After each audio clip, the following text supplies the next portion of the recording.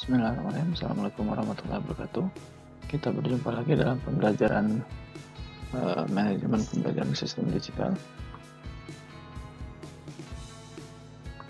Kali ini get to know, kita akan lebih mendekat atau lebih mengetahui terkait dengan salah satu platform learning management system atau LMS yang sangat populer, yaitu Google Classroom. Google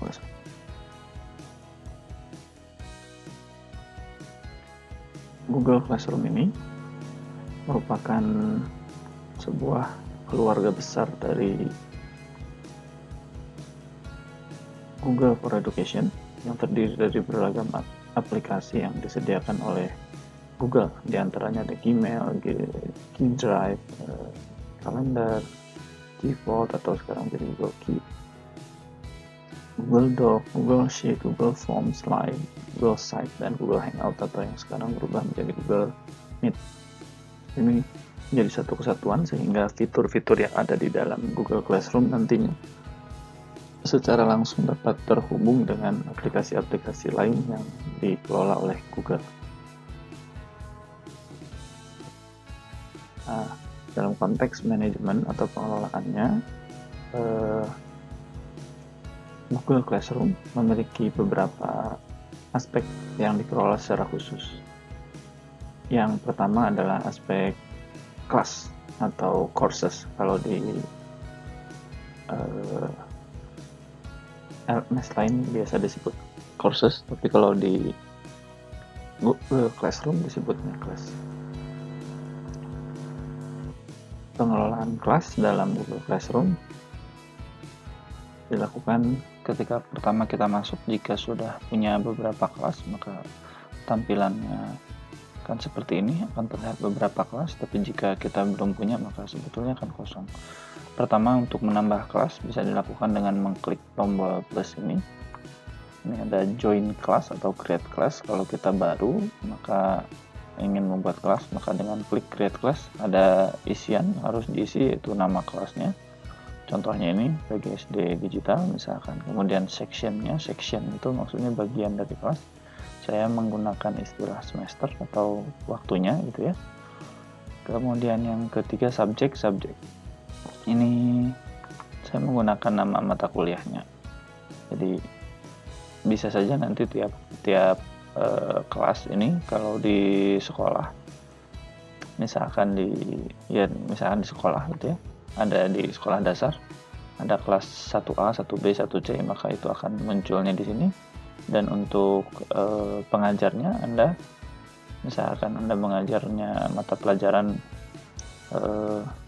agama, misalkan di sini subjeknya sama, bisa agama, tapi kelasnya berbeda-beda. Kemudian roomnya ini sebetulnya namanya saja, bisa menggunakan representasi tempat atau ya tidak masalah, bisa diberi nama apa saja.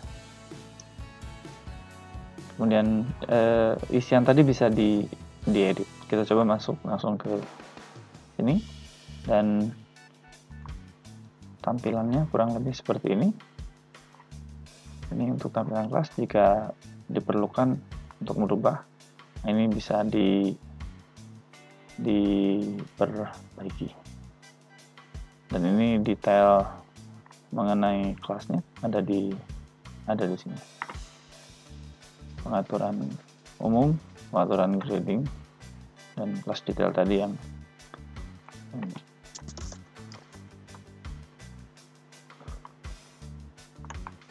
jika ada perubahan tinggal dirubah dan kemudian di-save.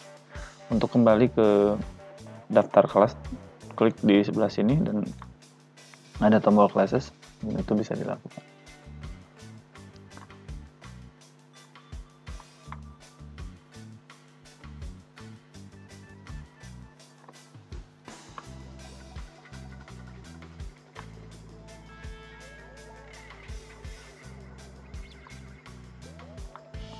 Untuk menghapus kelas yang sudah dianggap tidak akan berlanjut, ini bisa ada tombol di atas kecil, tidak kelihatan. Nah, di sini yang kelihatan. Ini juga kelihatan. Ini bisa klik archive, maka ini akan tidak ditampilkan lagi. Dia tidak akan ditampilkan di sini. Jadi pengaturan kelas kurang lebih seperti itu. Berikutnya adalah pengelolaan people. Pengelolaan people dalam Google Classroom terdiri dari dua, yaitu pengelolaan student dan pengelolaan teacher. Untuk mengelola people atau orang yang akan terlibat dalam pembelajaran di LMS ini ada dua cara. Yang pertama untuk mengundang utama dengan memanfaatkan class code. Memanfaatkan class code ini, nanti jika kita share class code ini, maka siswa atau peserta didik kita tinggal minta masuk ke Google Classroom, kemudian di awal join class, klik join class ya. Kemudian masukkan kode ini dan dan bisa bergabung dengan kelas ini. Kemudian orang-orang yang bergabung tersebut akan dapat terlihat di people sini. Atau untuk mengundang juga kita bisa menggunakan tombol ini, invite student atau invite teachers. Kalau student bisa dengan menggunakan dua cara, kalau teacher hanya bisa dengan menggunakan invite teacher.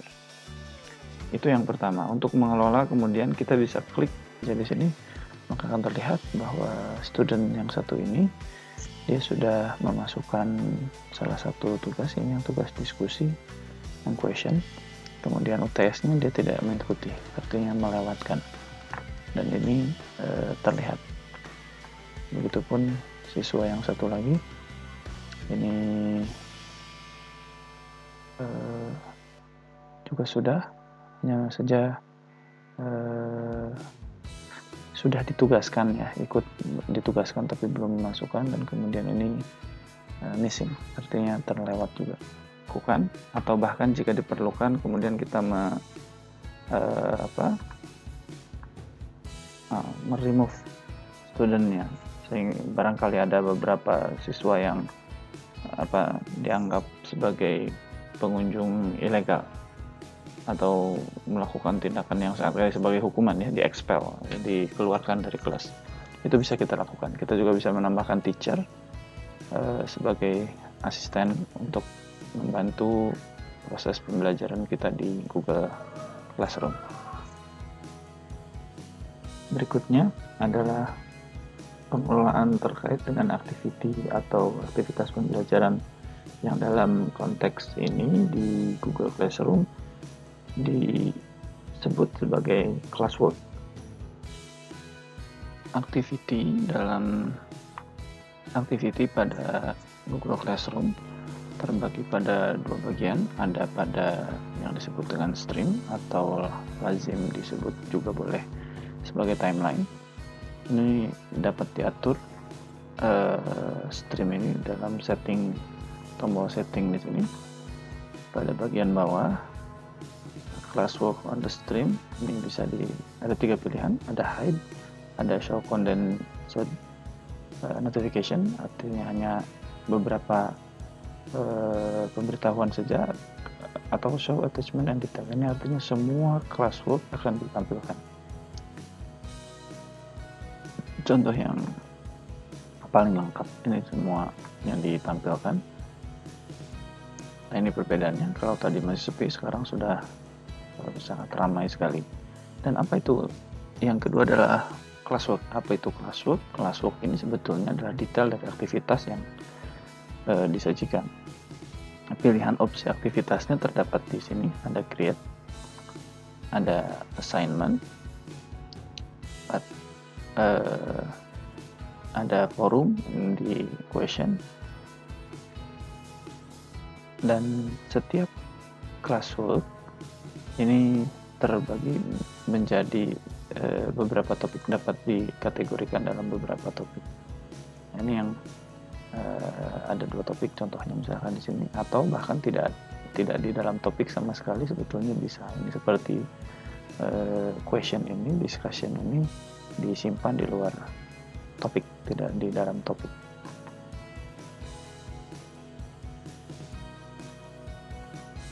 Jadi untuk penyajian materi ada ada material, nanti ada bahan ajar yang bisa disajikan di sini. Ada kemudian evaluasi, assignment dengan assignment atau quiz assignment, dan ada question atau ini diskusi forum yang khas. Aktivitasnya khususnya misalkan pada bagian assignment ini kita bisa menggunakan contoh yang ini, saya akan edit contoh ini, kita bisa menggunakan Google Form sebagai bagian dari proses ujian. Artinya jika kita memerlukan soal pilihan ganda maka bisa menggunakan form. Ini langsung formnya dibuat sendiri. Contoh adalah tugas UTS yang pernah dilakukan. Ini ketika diklik maka akan langsung directed ke UTS dan soal-soalnya sebagaimana yang sudah dilakukan. Saya sengaja setting due date-nya sudah lewat gitu ya, sehingga tidak bisa diakses kembali oleh hanya bisa dilihat saja bahwa ini ada. Selanjutnya yang dikelola oleh Google Classroom adalah learning material atau bahan ajar yang akan menyajikan materi-materi atau konten-konten pembelajaran yang dikelola juga oleh Google Classroom. Untuk bahan ajar yang bisa disajikan di Google Form, ini sama juga tersedianya di Classwork. Utamanya bisa disajikan melalui material. Ini material ini ketika diklik, ini Anda akan diperlihatkan bahwa ada judul dan isinya yang harus digunakan. Saya akan coba gunakan yang sudah ada. Contoh misalkan ini material ini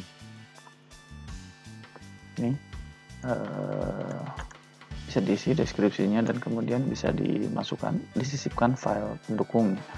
File pendukung yang support ini tentunya yang terkait dengan produknya Google for Education. Ada Google Docs, Google Slide, Google Sheet, Drawing, dan Google Form. Atau jika Anda sudah memiliki, bisa menggunakan setting ke Google Drive dan kemudian mengambil file-file yang sudah ada tersedia di sini dan tinggal diklik kemudian dimasukkan. Atau juga bisa mengambil dari YouTube, sebagaimana ini yang sudah ada di sini. Ini mengambil dari YouTube. Caranya juga sangat sederhana, tinggal klik add masuk ke sini dan kemudian bisa dicari. Bisa mencari yang punya kita sendiri. Contoh misalkan yang punya saya,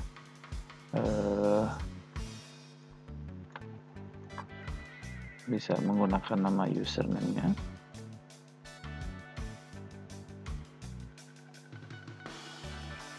Terlalu banyak.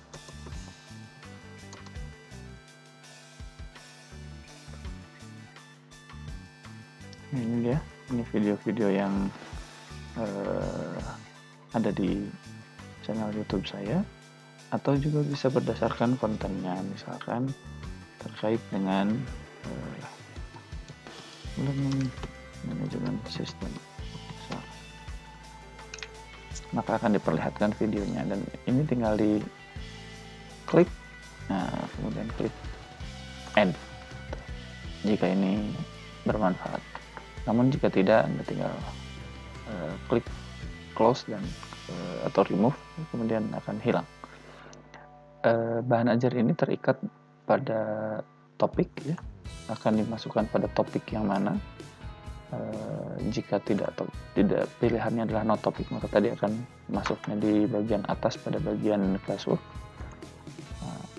Ini pada Google Classroom, dan ditujukannya untuk kelas yang mana. Karena saya punya 3 kelas, maka bisa saja sebetulnya ini di checklist semua, tapi karena ini dibuat khusus untuk kelas ini makanya untuk ini. Dan juga studentnya bisa saja kita arahkan hanya ke salah satu saja, misalkan sebagai materi tambahan atau sebagai pengayaan. Tapi jika untuk semuanya tinggal klik di all student. Jika sudah, langsung klik post.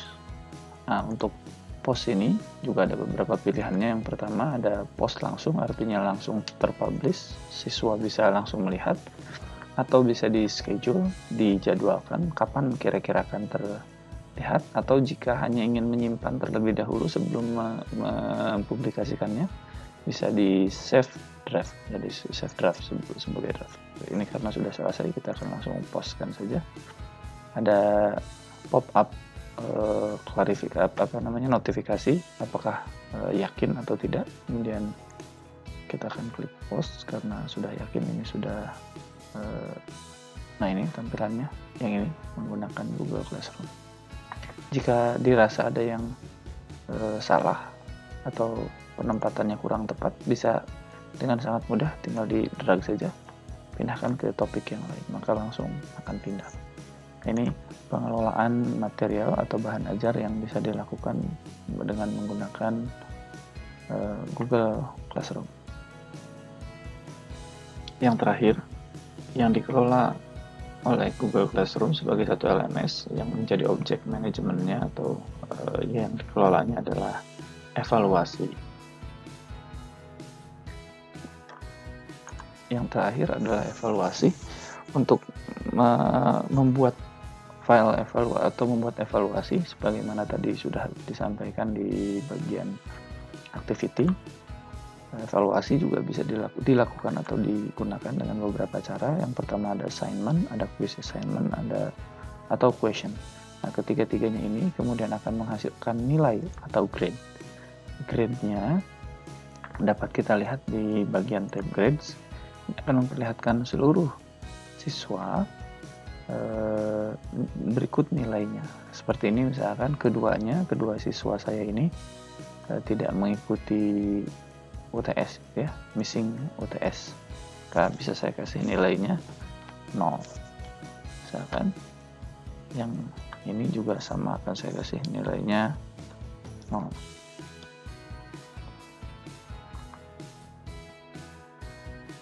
Ini karena sudah mengumpulkan dan misalkan sudah saya periksa, saya kasih nilai 100. Nah, ini untuk melihat submissionnya atau pengumpulan tugasnya bisa klik di sini. Nah, ini dia, ini jawabannya dari question ya, questionnya yang ini, dan dia sudah menjawab ini nilai ya, maka tinggal diberikan poinnya saja tadi pada bagian grades ini. Demikian proses evaluasi yang dilakukan. Berikut dengan gradingnya, testingnya sudah tadi disampaikan, dan ini untuk gradingnya kurang lebih seperti ini, dapat terlihat langsung. Demikian yang dapat disajikan terkait dengan pengelolaan pembelajaran yang dilakukan oleh Google Classroom. Semoga bermanfaat. Dan kita berjumpa lagi dalam edisi Get to Know yang lainnya. Sampai jumpa. Terima kasih. Assalamualaikum warahmatullahi wabarakatuh.